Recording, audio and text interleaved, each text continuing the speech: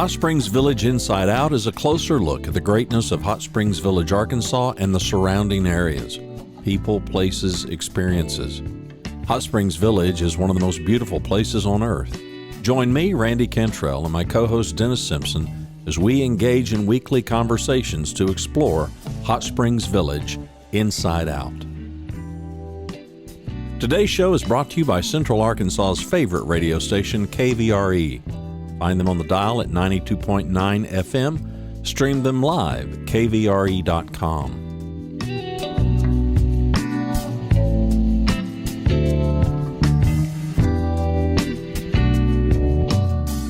RE/MAX of Hot Springs Village. The award-winning RE/MAX of Hot Springs Village is the largest real estate office inside the village with over 30 full-time agents and support staff.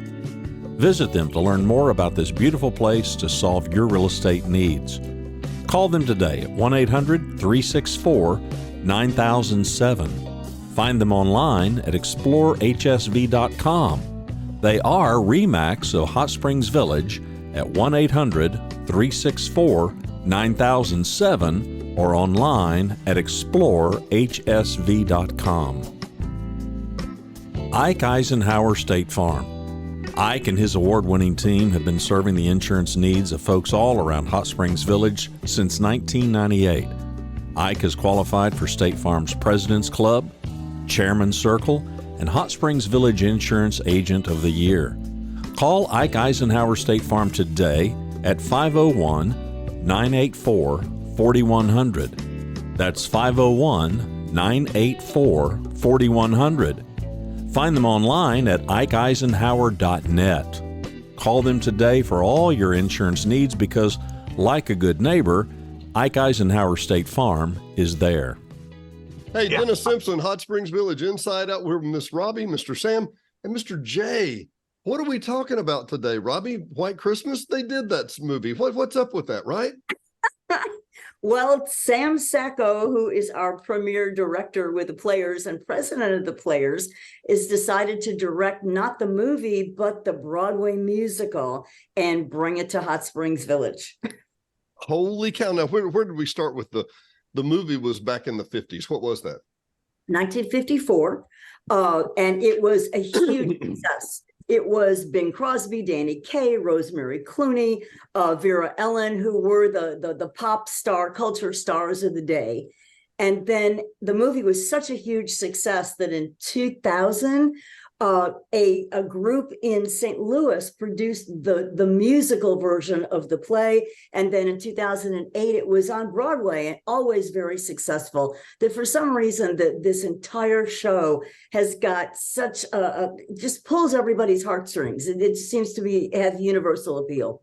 I can imagine that. Now, Sam, just let me inject here.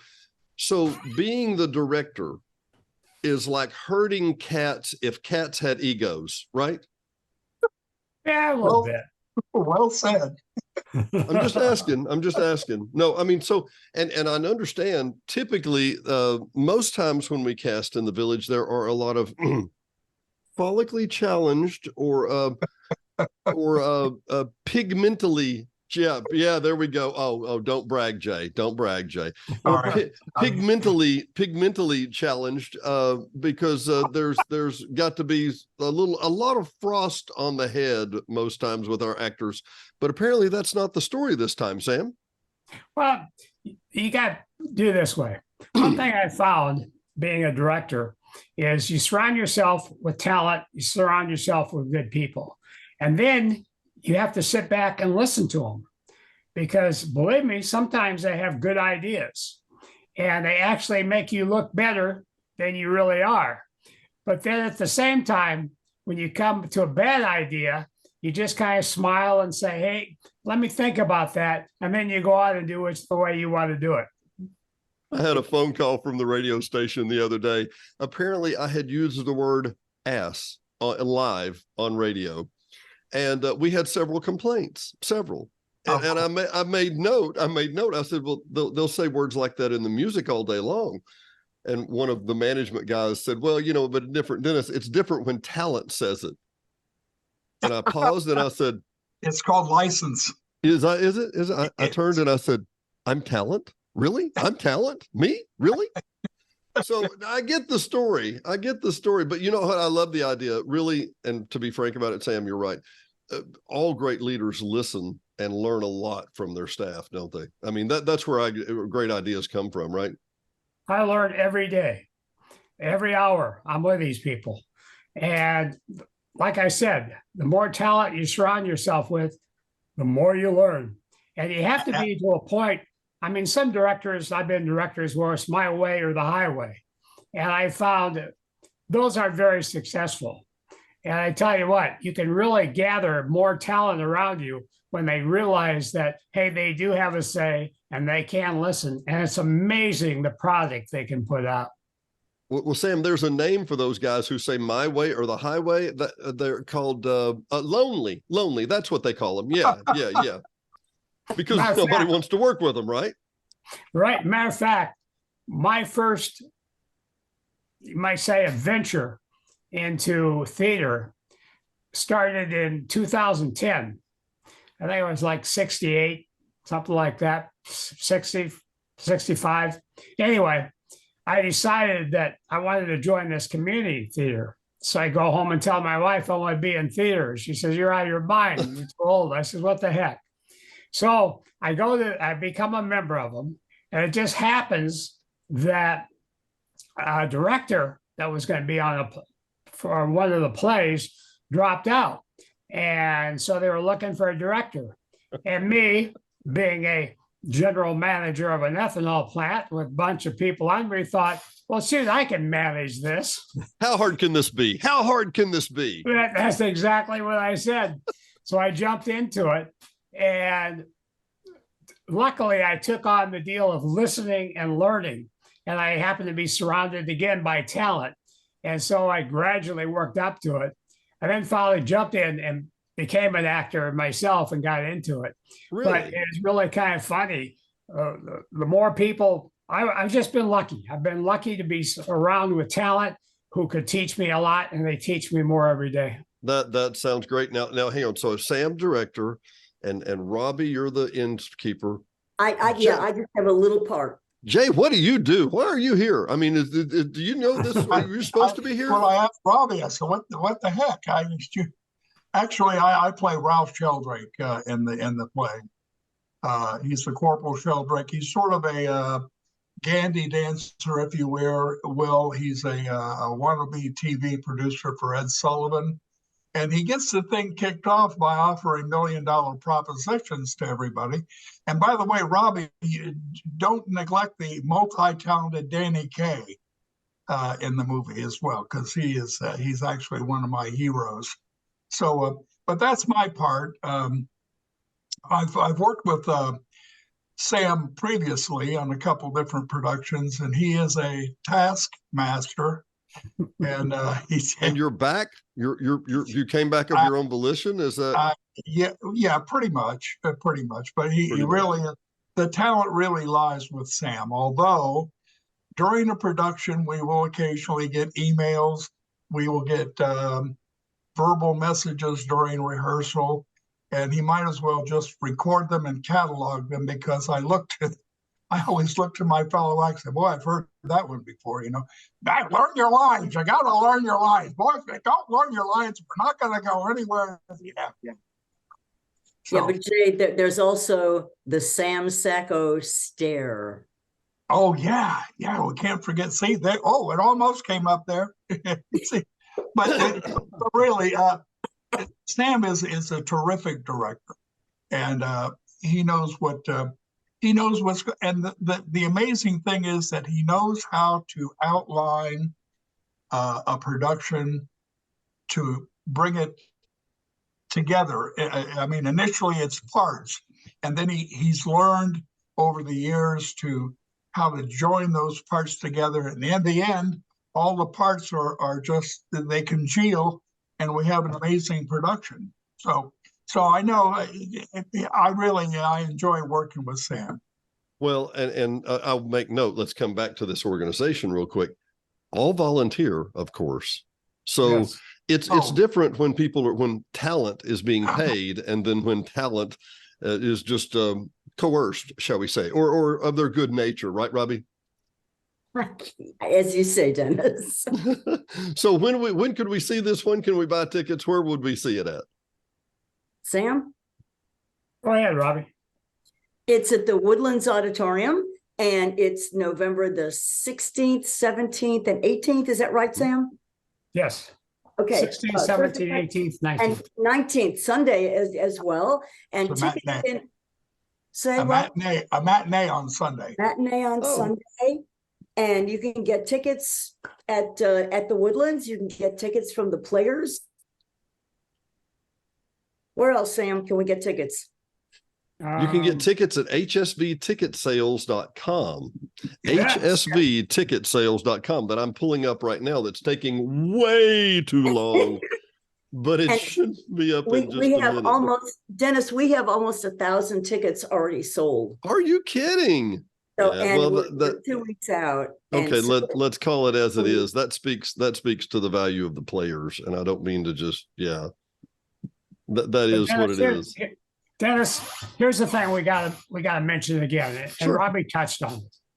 What we are doing this year as the Players is something.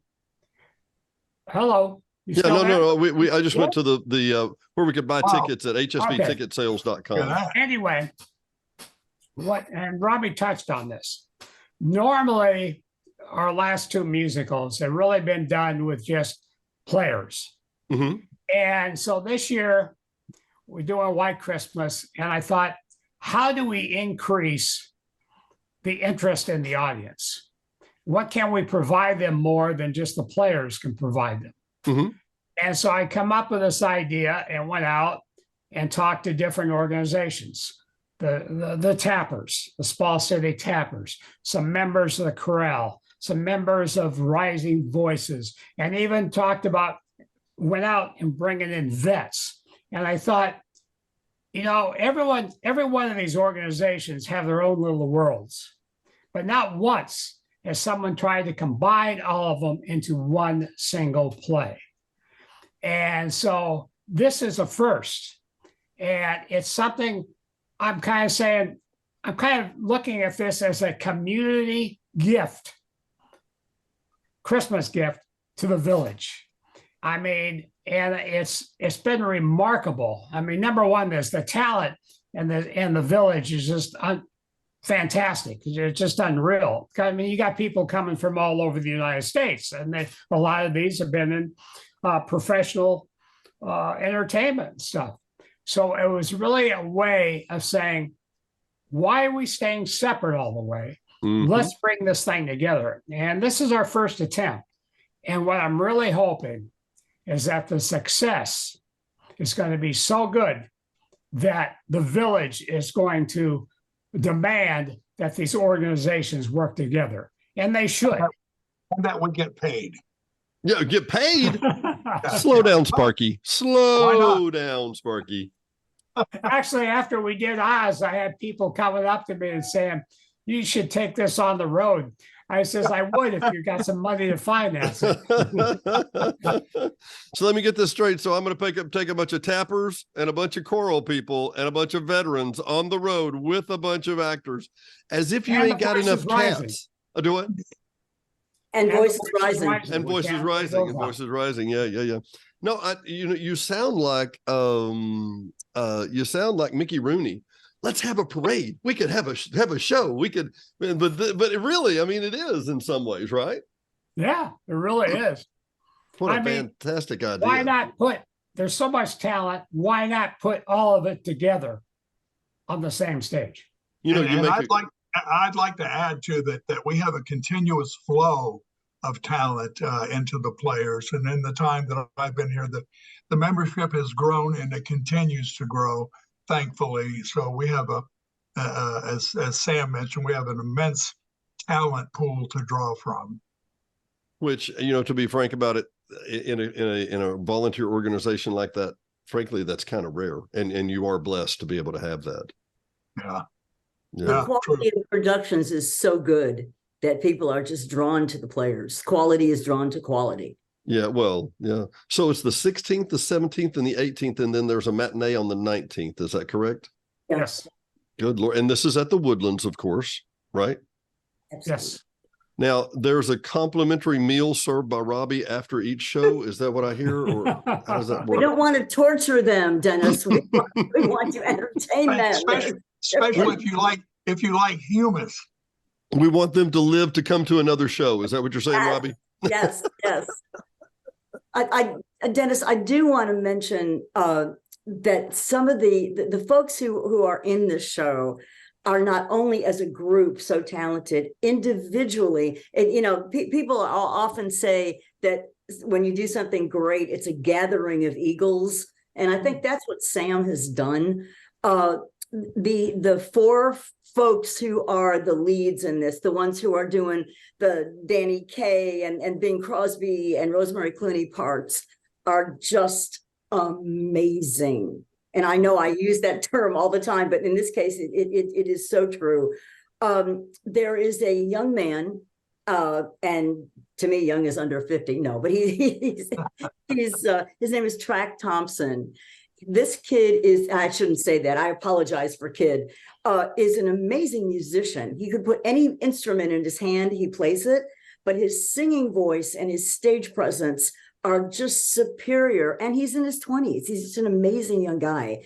And Very then, talented. and Madison Turner is playing the part that Rosemary Clooney played. She was the lead she was Dorothy in The Wizard of Oz. And now all of a sudden she's taking on this very sophisticated role and is doing a marvelous job. She's joined by a gal I had not met before. Her name is June Hart. June has got just an outstanding stage presence. It's almost as if, as a youngster, and I can say that at my age, she has an amazing grasp for stage presence. Her singing voice is wonderful. She's a great, excellent actress. And these are youngsters who are just starting out in this business. And we are so fortunate to have them in the show. To volunteer their time. And let's be frank, we mentioned this before we hit the recording button, that the reason they're not here is because they have these things called jobs. Is that what the jobs? Yeah. I've looked into it. I've looked into this job thing, and the pay is okay, but the hours stink. And then I've looked into this retirement thing, and the hours are great, but the pay, well, yeah. I want to add that while Robbie was giving kudos to June and Track and Madison and so on, that Robbie has a set of pipes herself, and she's quite the vocalist. I have worked in a band continually, and still do, where she sings, and she has quite a voice. I mean, quite a voice. So I'll pay you later, Jay. Yeah, she'll pay you later. It's no mean feat to front a band, I can tell you. Yeah, it's you got to have the big voice, and it's got to be strong and all the time. And she does. She has a wonderful voice. And you know what? Let's go back to this real quick. We joked about the radio station and the talent and the whatever. Frankly, in the Village, has it been my opinion? Yeah, everybody's got a big ego, but it's not really a problem, is it, Jay? I mean, I'm sorry, Sam. Is it? No, they're really not. Again. You look at them as someone I can learn by, and I respect them. Yeah. And I think one thing I found is people appreciate that, and they like working with you again. I mean, I've worked with Kate, I've worked with Madison, and I've worked with Robbie before, and other people, and I found that we just sync together. I mean, we become one unit, and they know me and I know them, and they know where they can push me and I know where I can push them. And so it's a give and take, but it's a learning give and take. And I think that's what makes it. I mean, and they have fun. I mean, they talk the taskmaster and the whole thing, but you come to our rehearsals and the whole thing, and I'll have some people that are not used to it come up and say, "What, you let him get away with that?" And you're supposed to be the director. How come you're not stopping this? Or how come you're letting them give you advice in the whole thing. And then I says, simple. I says, they know a lot more about how to entertain people than I do. And so I learned by it. Let me interject that in the beginning, the cast in this, and I look back to Mamma Mia, for example, that there are people that even though they're part of the players, you don't quite know and you're not quite familiar with. But then as the production moves along, the cast congeals, and then it becomes fun, and you look forward to rehearsal. You think, yeah, I got rehearsal. Cast call is at 6. I'm going to be there at 5:30. Well, I'm not, but anyway, it just becomes a lot of fun, and it becomes, and forgive me, but it becomes family, so to speak. And I know Robbie and what's his name here would agree. Well, and what's his name says that's true, yes. But the fact of the matter is the camaraderie in a volunteer organization, in a camaraderie, and there's dozens, hundreds of volunteer organizations in the village. And frankly, without that camaraderie, why would you come back? What does it give you that you couldn't get, sitting at home watching Matlock like we do every night, right, Sam? Yeah. I mean, one of the biggest. We're number one, by the way. We were voted number one again in the readers poll. So I actually know the guy that announced that you were number one. I know him. Personally. Yeah, personally, I know him. My wife knows. My wife's sleeping with him, but don't tell anybody, okay? I tell you, one of the most satisfying thing was at the end of the play, we have bows and they're supposed to be happy and get off stage. And I look back and here's the cast high-fiving each other and laugh and really happy about the performance that they really did. Yeah. And that is something that's really satisfying. I mean, most of the times, people get off stage and at the end, well, then they go off on their own. But they were actually interacting with each other. And I think that's what the sign is, that, as Jay was pointing out, that we really do become family. So that's at the end of the play after Jay has learned his lines, right? Oh, he's still working on that. Yeah, I got it. A work in progress. Although he did tell me he had lived a lot last night. He asked me how it was, and I said, actually, it's better than the lines. Those aren't correct, but those are good lines, right? That's right. I'll take good lines anytime. He lets us develop our characters, and that's something that happens from the first read through, from the first take until you get to when you actually walk out on the stage. The first night, the opening night, you walk out, and it's grease paint and spotlights and so on. And there's no turning back now. And it's just, it's a feeling. You probably know it if you're on the radio. So, but nonetheless, it's a pretty good feeling, actually. Yeah. And Robbie, you were saying, I'm sorry. No, that's okay. Go ahead. Sir? Go ahead. Thank you, Sam. One of the things that Sam does so beautifully is he blends some of the really experienced, and we have some professional entertainers with brand new folks. We have a gal who he cast. Her name is Karen A. Larson. She is an amazing actress. She's from California. She is the queen of dialects, and she has tremendous experience. She does a great job. But he's also added people like Jason Farling, who is brand new, Mark Winburn, who is brand new to theater, and given them parts and worked with them and helped them develop them. And it just the pros and the new guys, Sam has just taken everybody and woven them together, and it's wonderful to watch. Not bad for an ethanol plant manager, right? No, not bad. I tell you what, Dennis, one of my famous sayings that they get sick of hearing me saying is, the audience does not know the lines, but they do know silence, and they do know panic in your face when you don't have the lines down. So say something, because they don't know if that's right or wrong. Dennis, you know it is dead air. I'm aware of dead air. I'm way aware of dead air. Hey, well, listen, speaking of that, we got to run. White Christmas, the 16th, 17th, 18th, and a matinee on the 19th. You can get your tickets at hsvticketsales.com. See these crazy people and more. Come back soon. It's a $1 million proposition. I'm telling you. $1 million proposition. Hey, it's great having y'all. Thanks, Sam. Thanks, Jay. Thanks, Robbie. Talk to y'all soon. Thanks, Dennis. Sure. Bye-bye.